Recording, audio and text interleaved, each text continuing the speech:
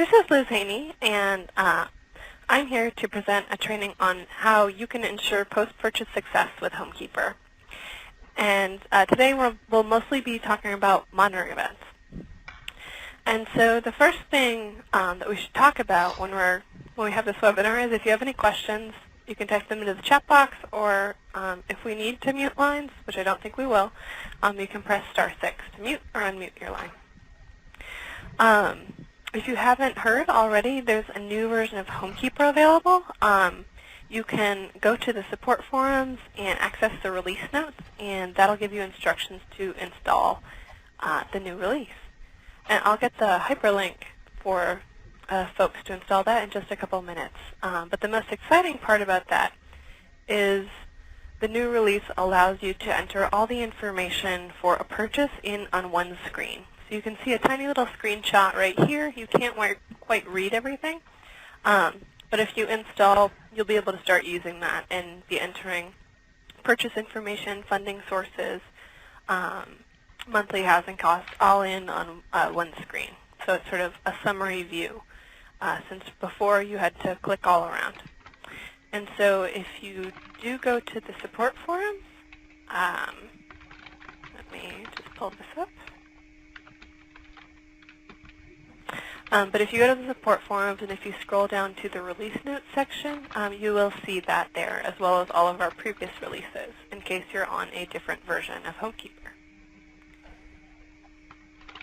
And so I'm just going to put the link in the chat box. And so the install link and the instructions are there. There's only about 3 manual updates, which is good news. Another announcement for folks, we're going to have our annual roadmap and recap meeting for HomeKeeper users on January 27th. And so that's where we'll talk about what we did this year, where your member fees went, and we'll also talk about HomeKeeper's roadmap for the upcoming year, so you can see what we're going to be doing that's new.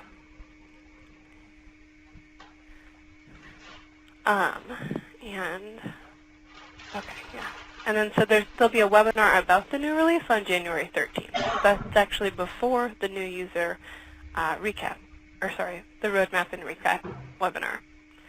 And so today on this call, we're going to be talking a little bit about why does stewardship, monitoring, and enforcement matter, just to kind of get a general overview about the topic that we're going to be documenting in HomeKeeper.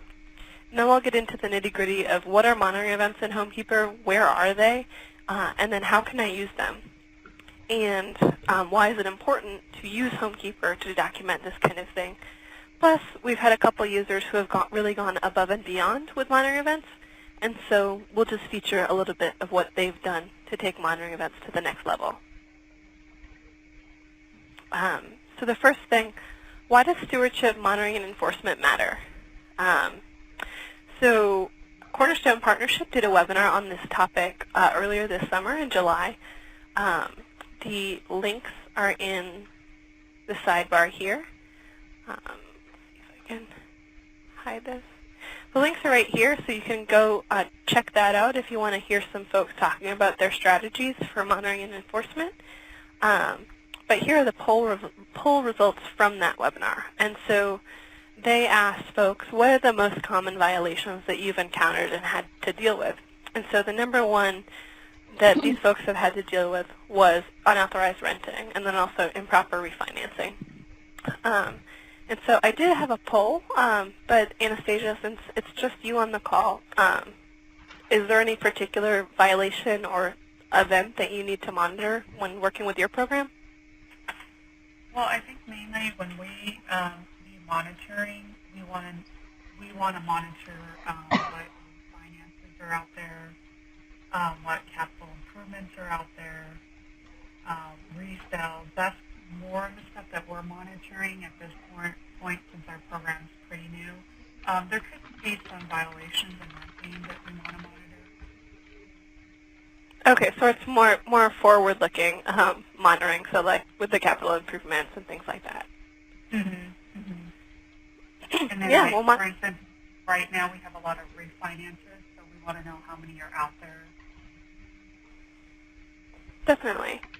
And refinances are so in-depth that, well, if folks are interested, we definitely could do a webinar all about refinancing. in the new year. So do let us know if that's interesting. I won't go super in-depth on refinancing today, but we're definitely happy to do more in-depth training about tracking refinancing. And I can see that the folks from Habitat San Francisco are calling in, although they're not on the phone yet. And then, yeah, and I guess just to kind of continue that, the other corollary to this poll is what have you done in relation to these types of violations? But Anastasia, do you have processes in place for people to talk to you about refinancing, or how they would go about getting capital improvements approved? Yeah, we usually just correspond through email at this point. Okay. And let them know we have information about what our guidelines are and what the process, kind of an overview of our process. So we'll send that out to them. Awesome. And then I can see that the folks from Habitat Greater San Francisco are on the line. Lauren and Sarah, welcome. What I was just talking to Anastasia about was getting an overview of what are the types of things that you might want to monitor when you're working in a long-term affordable homeownership program. And so Anastasia's program is a little bit newer, so they haven't had to really deal with the violation side of the spectrum, but more that they're working with buyers to make sure they do go through the correct procedures. But I would just toss that question to you folks. From this list, or just from your own experience, what are the types of violations that you folks have run into with your homeowners or have had to deal with?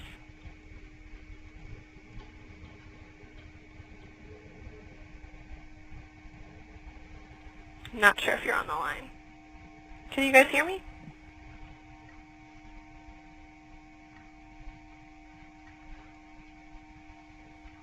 Okay. Okay. Yeah. We are not.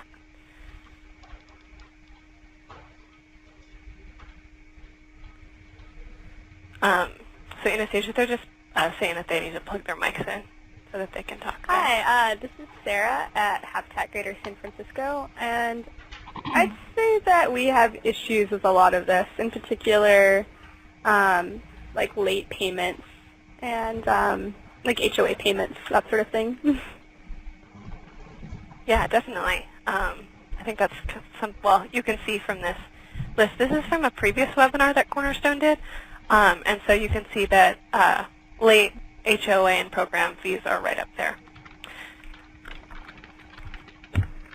And so just to kind of put this in a little more context of why these topics of monitoring and stewardship are so important, there was a big scandal in San Francisco where, and this is a little bit different than, say, a Habitat or a community land trust, but at a city program, there were actually buyers who forgot or purchased from someone else who didn't know there were any restrictions on the program. So part of monitoring and stewardship is continuing to make sure that buyers are aware of the restrictions that are placed on their home, that they aren't going to be able to sell their house on the open market. And so this article was really, really harsh on the city program, blaming the city and talking about these buyers who really had no idea that they were part of a long-term affordable program. So that's one example. And then we also, you can look at Zillow, and so just to put forward the idea that you're going to want to know if any of your buyers are going to be foreclosed upon. I know with Habitat, you would be the one foreclosing, so you'd probably be in the know if that was going to happen. But for programs that have traditional lenders, there is a chance that if you don't have a relationship with that lender or established procedure, that you might not know if your buyer is going into foreclosure.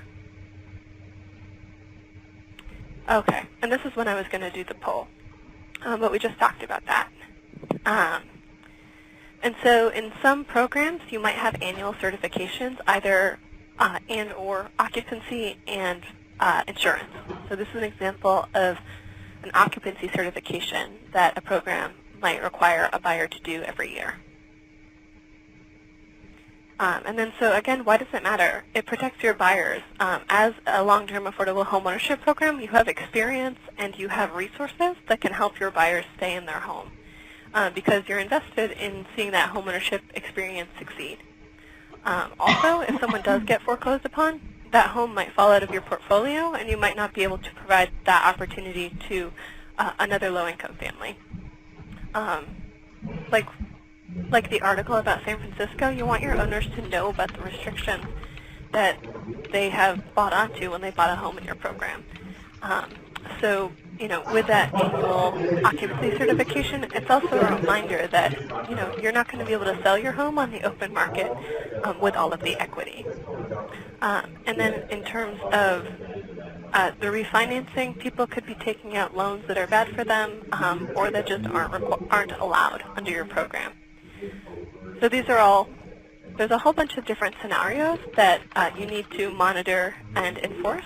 And so these are just a couple of reasons about why those matter.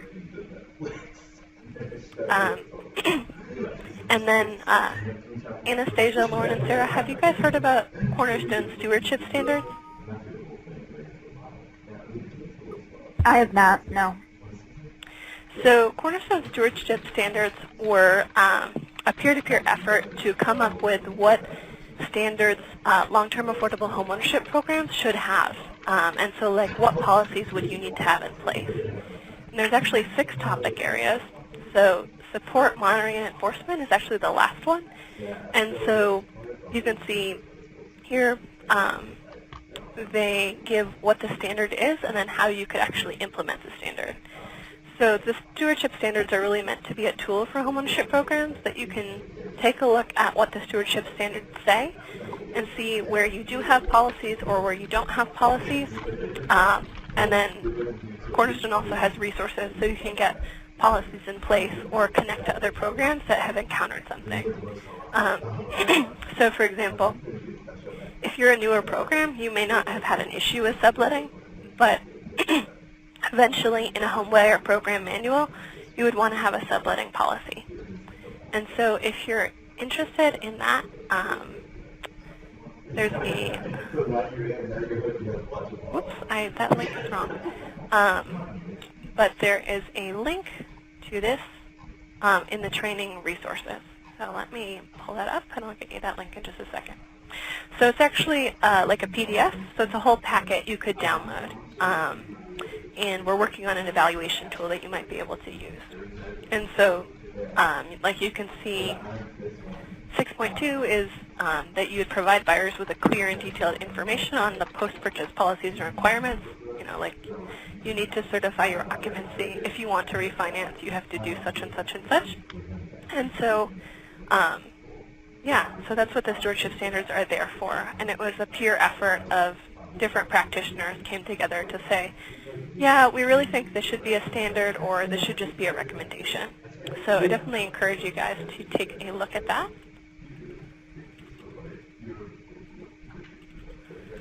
Sorry, I'm just pulling up the link right now.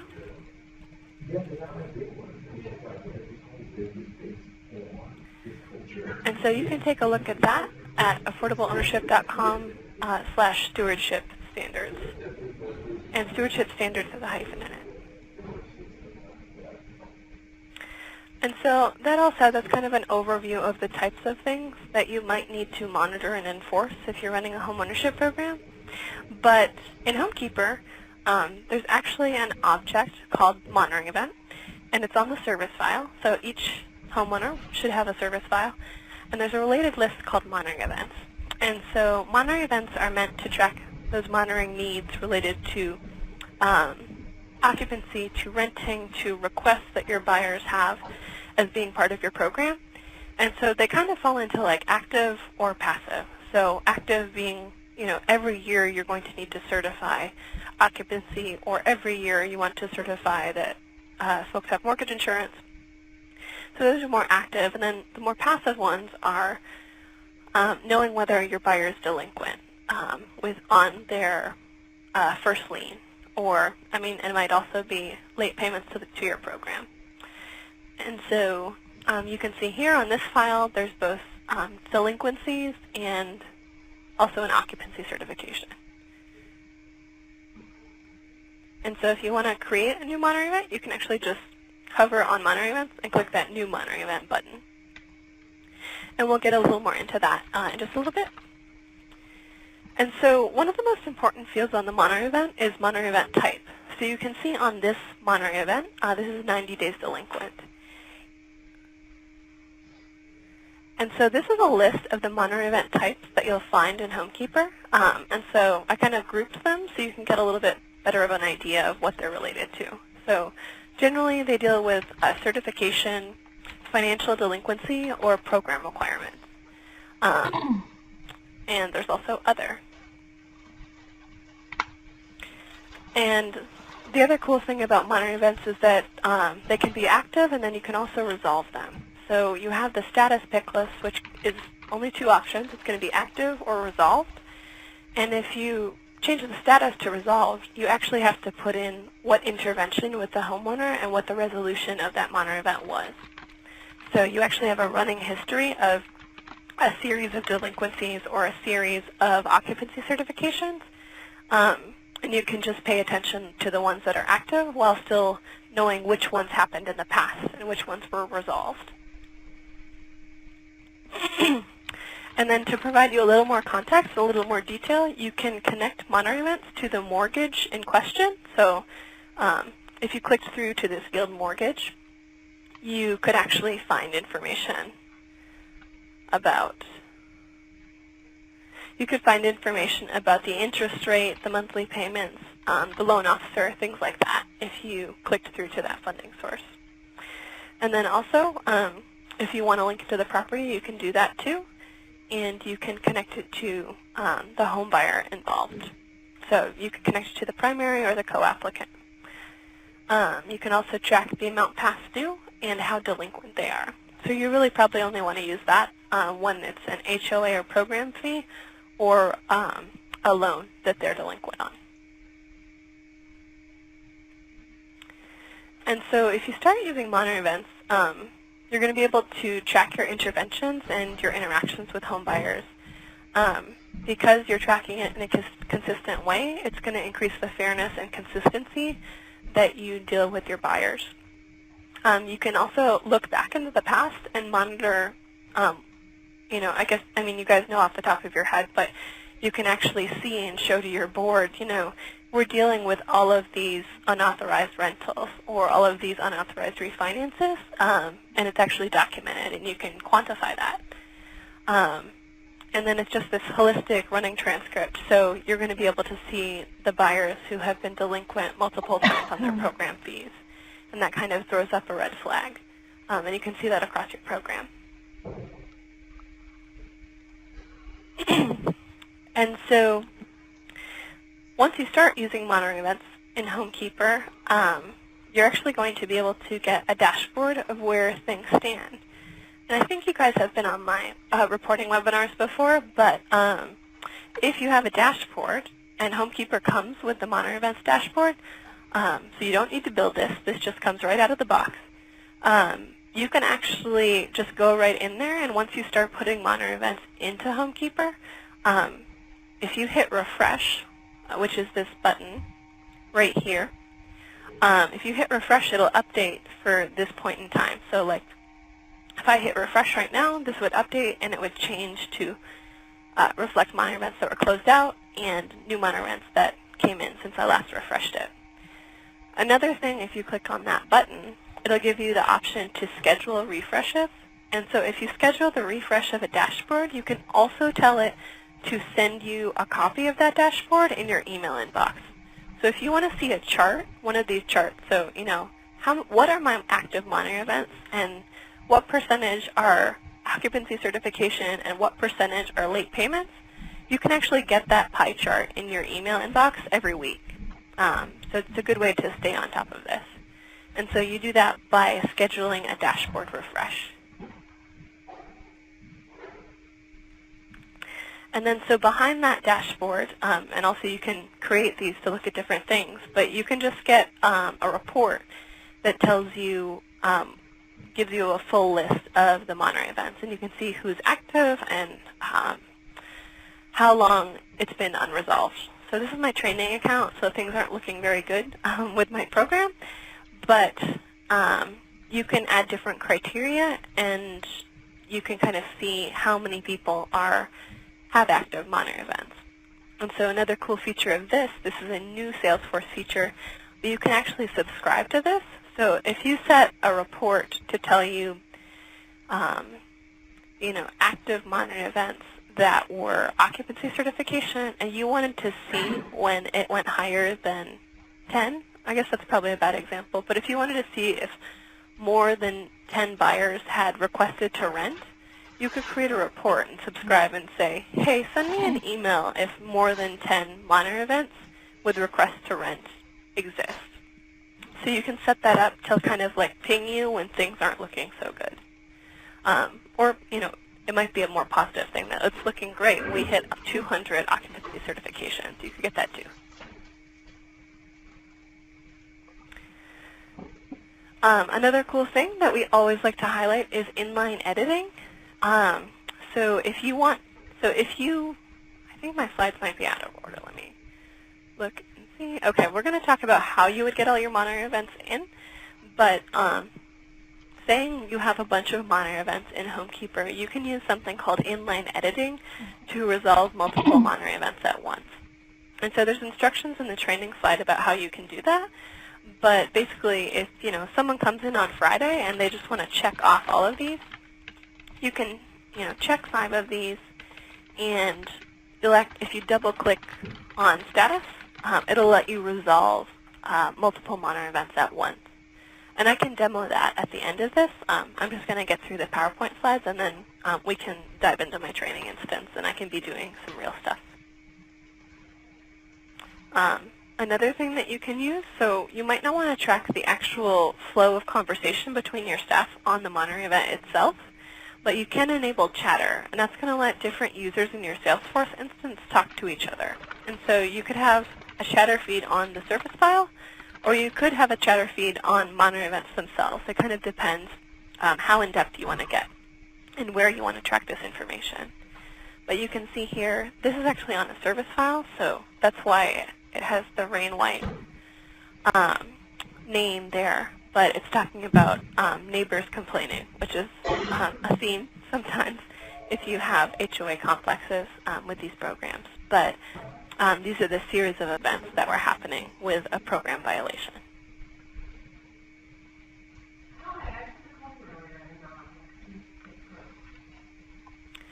And so why are monitoring events important? It lets you track a growing portfolio. It makes your program requirements centralized and systematized. You can evaluate how you're using your staff time, and like I talked about before, consistency and fair service. Another piece of this, which is related to the HomeKeeper National Data Hub, is that it shows the success of your program at protecting your buyers. So this is the HomeKeeper National Data Hub. And so you can see from 6,000 purchases that we have rolling up to the hub, only 63 have ever been seriously delinquent, according to our data, which is why we want you to use monitoring events. So I think it might be a little bit low. But another reason why you do want to track serious delinquencies in HomeKeeper is because it allows you to talk about the interventions that your program takes on if someone is seriously delinquent. So you can see here that we have 63 buyers who are ever seriously delinquent as part of the national data set, but 45 of them had a program intervention, and 35 of them had a successful program intervention. And so I'll back up and talk about what that means, but this is showing that when buyers in our programs become delinquent, our programs are successful at making sure they don't end up in foreclosure. Well, actually being foreclosed upon. A lot of them have been in foreclosure, but they haven't actually been foreclosed upon. And so in tiny, tiny font at the bottom, you can see that there's a line about foreclosure data nationwide. And so you can see this is from a little earlier because it's only 4,000 current owners. But at that time, only 0.46% of the homeowners in our data set were currently in foreclosure, compared to 2% of all homeowners nationwide. So that's 1.5% less of the buyers in HomeKeeper's national data set were in foreclosure compared to nationally. And so that data is really important when we're starting to advocate on a national level for why our programs are important. And so, yeah, so in case you're like, where is this chart from? This is from the HomeKeeper National Data Hub, and this is from the public-facing national version. So this is like all the data, but you can't dig into an individual program. Individual programs for HomeKeeper get their own social impact report. And so this is where that data comes from.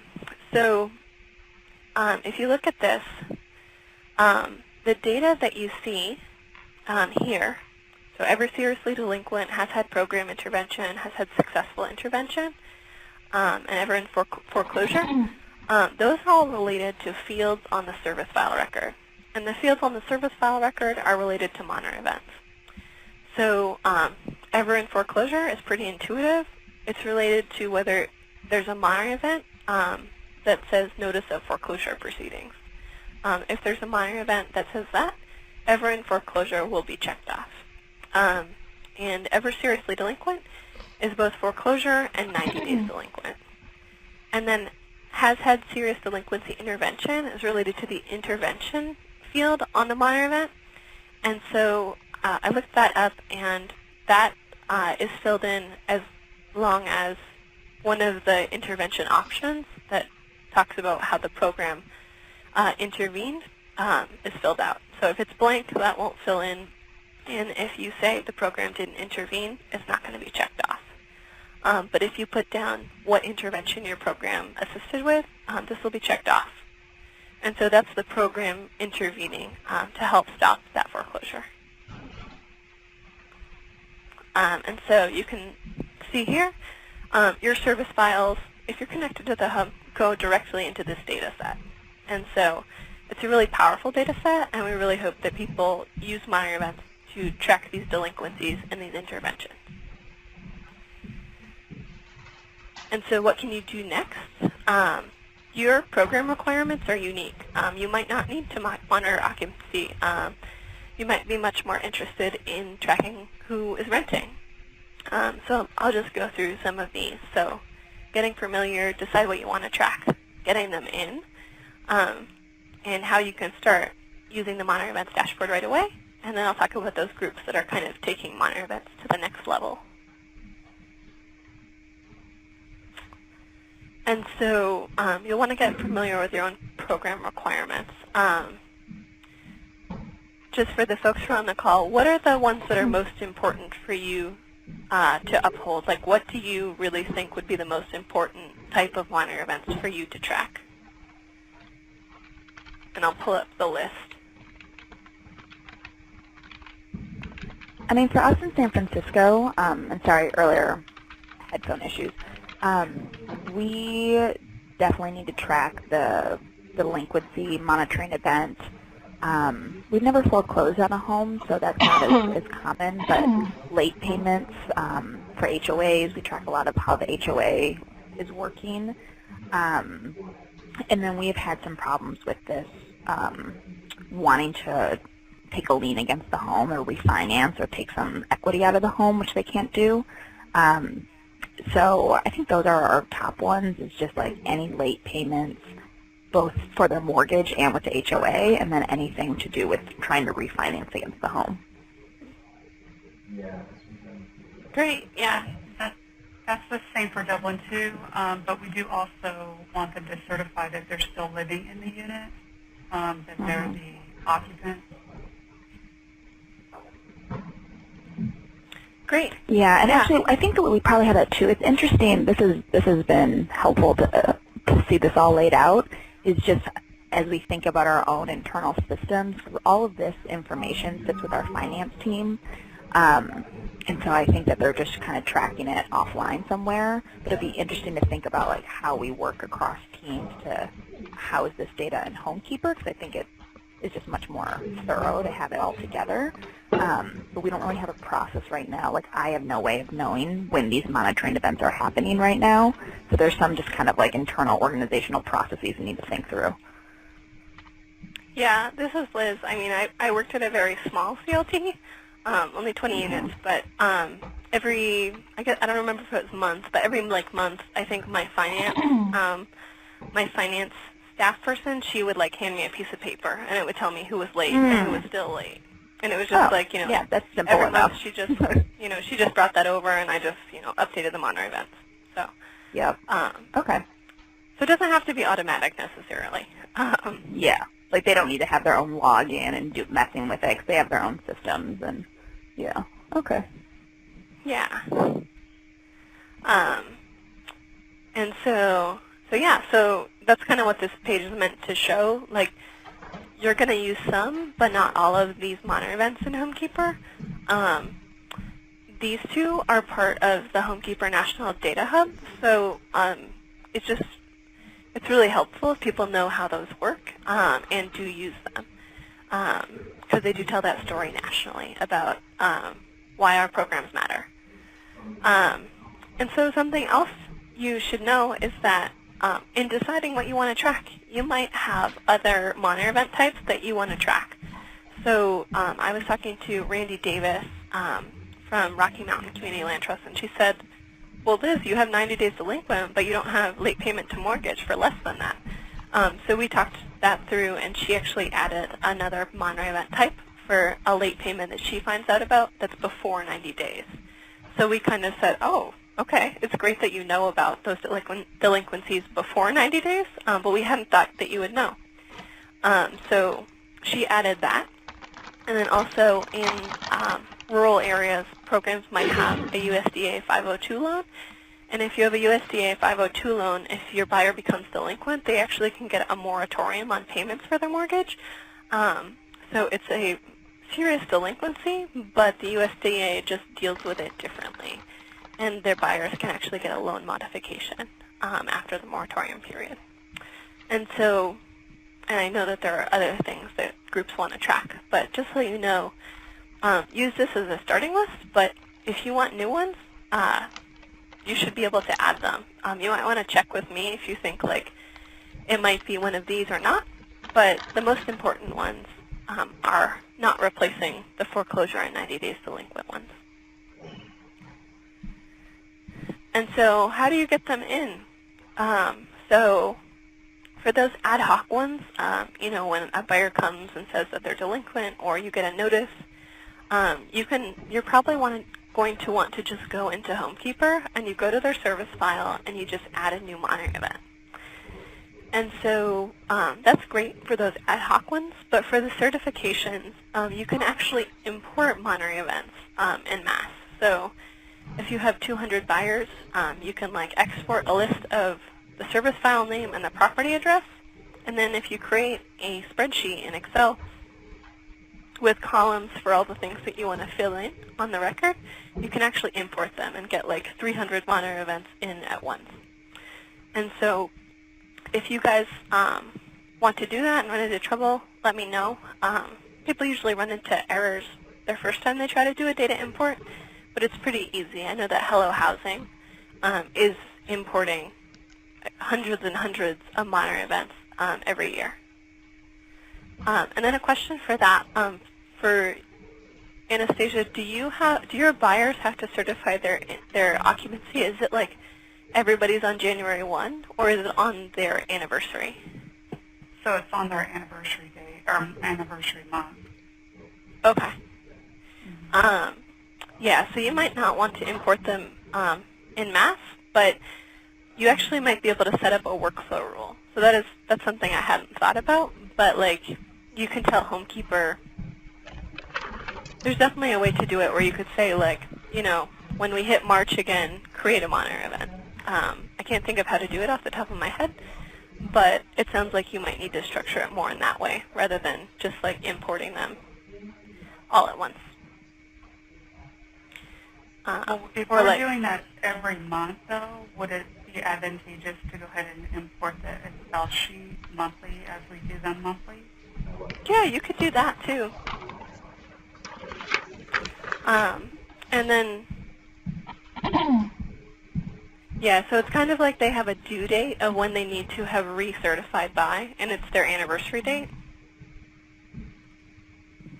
Right. So on our anniversary date, we sent out the annual survey, and then they have a month to return that back to us. Okay. Yeah, so you could import one every month, and you would like never forget how to do it. Yeah, and then you could have a report that would just tell you which ones weren't resolved yet. But yeah, you could definitely do it that way. And if you had questions about doing that, you can always ask, let me know. It's hard for me to talk about it, like in theory, without like playing with it. But yeah, you could definitely import a smaller spreadsheet every month. And there might be a way to automate it too, like where the system would just like create the monitoring event for you. It would know like, whoop, we just passed their anniversary, gonna create a monitoring event again. I'm not sure how hard it would be, but I think that would be possible too. And then once you have all those monitoring events in, you hit refresh on this, the beautiful colors pop up, and you can start using the monitoring events dashboard. Okay, and any questions about any of that I just talked through?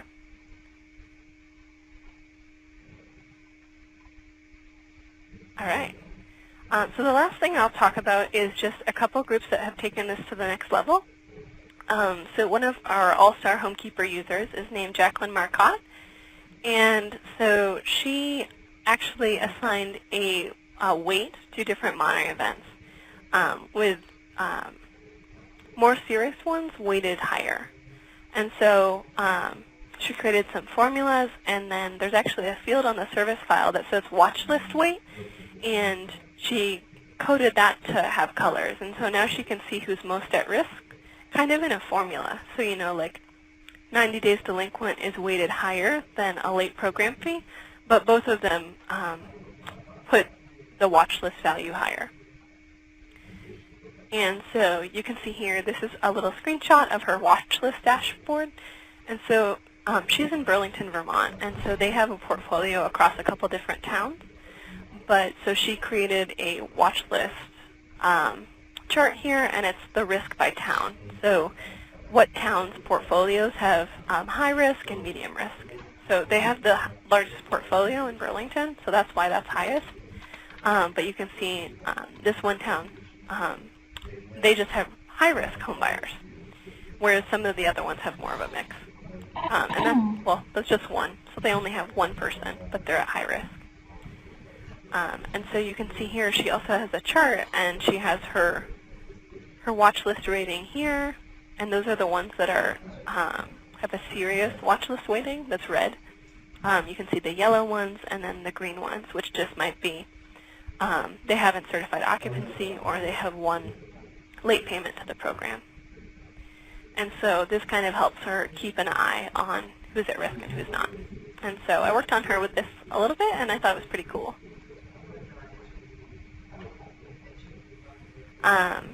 Another group that's taking it to the next level is City First Homes, which is here in DC.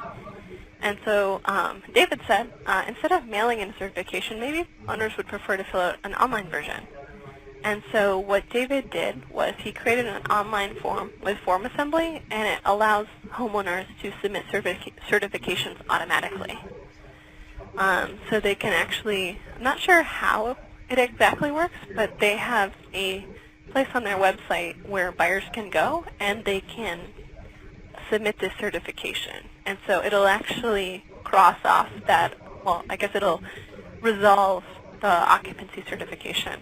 Or it might just create one that is resolved. I'm not totally sure of how it works.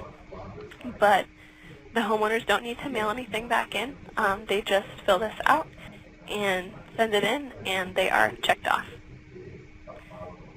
And so, and then David reports to his board about monitor events. So you can see here in the chart that he pulled up for the training in July, it looks like most of the monitor events that they were dealing with were occupancy certification, and they also had some, they do inspections of their units. So it was most of those kind of technical minor events that they were dealing with, which is pretty good since it's not a lot of delinquencies in that chart. And then, yeah, now we can talk if you guys have any questions or if you want me to go into HomeKeeper and demo anything. I'm happy to do that now.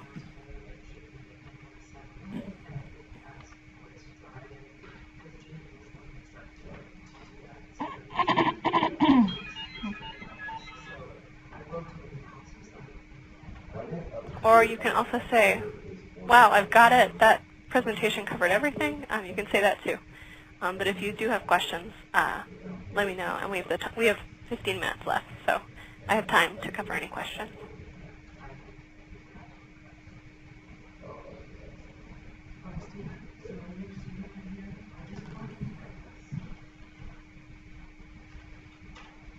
Great.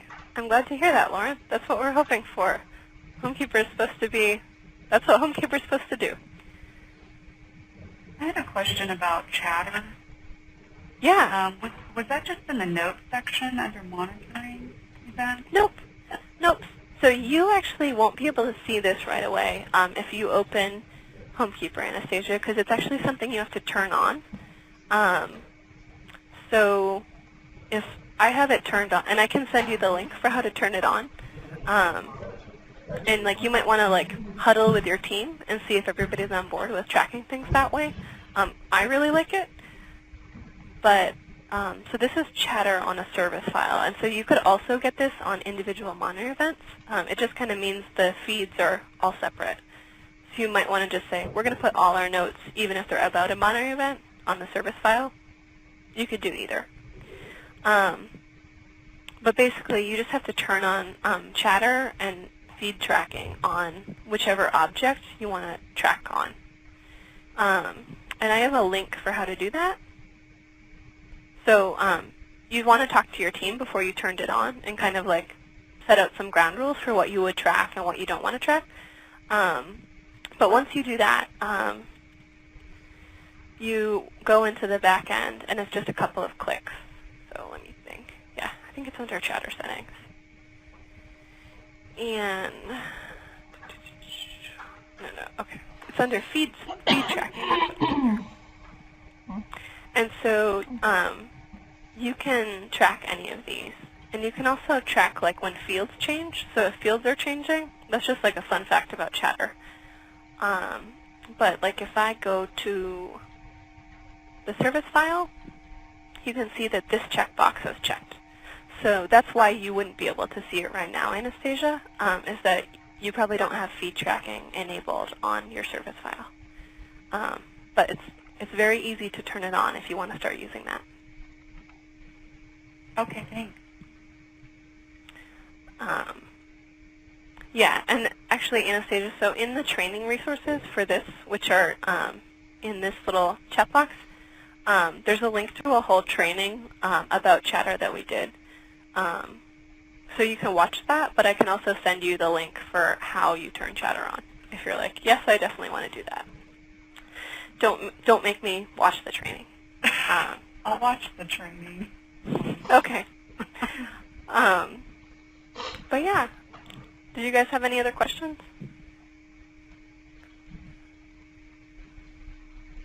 And also just like a fun fact, you can turn on feed tracking on lots of different things. You can turn it on the property. So like Anastasia, if you decide you want to use this, and you yours is going to look like this. So you just click that, and you can track other fields too if you want. And yeah, so if you wanted to track it on opportunities, you can do that. If you wanted to track it on properties, you could do that. You could do it on income sources, but I don't know that it would be that useful. But or other objects like that. But yeah, I like chatter a lot.